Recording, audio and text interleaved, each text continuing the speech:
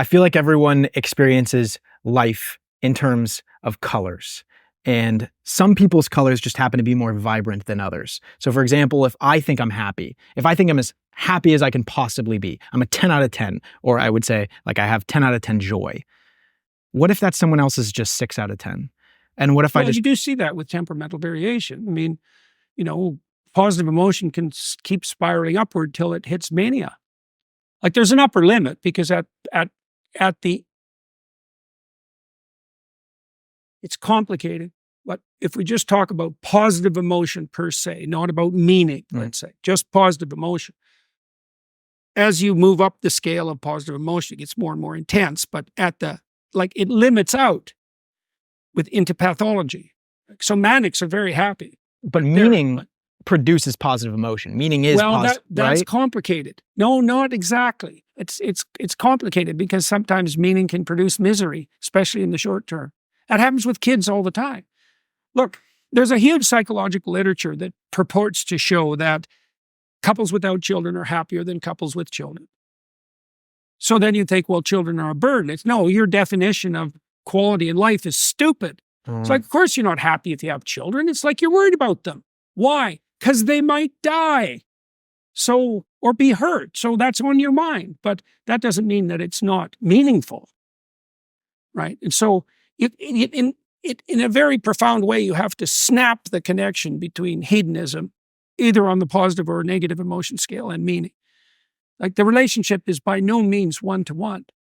So let me give you an example. So in Notes from Underground, Dostoevsky put forward a very trenchant criticism of utopian socialism, and purposefully so, because that was one of Dostoevsky's prime focuses of contemplation.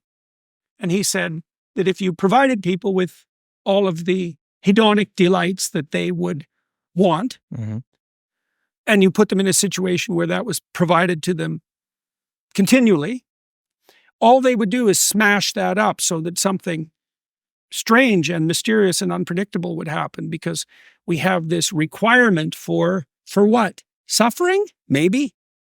How about the suffering that forces you to develop? Is that an instinctual demand? Probably. People will pick false adventure over no adventure. Like we're wired for trouble, for sure, to seek it out. People are caused trouble all the time, especially when they don't have anything vital to do. In fact, that is what they'll do, is cause trouble, because that's a false adventure. It's hard to imagine that the highest quality of life does not produce the highest average positive emotion. I'm not sure about that. I don't know if that's optimal. Like if you're listening to music, the happiest music is elevator music. It's just happy. Like it's trivial, but that's the thing. Like there's a lack of depth to unadulterated happiness. But the depth provides positive emotion.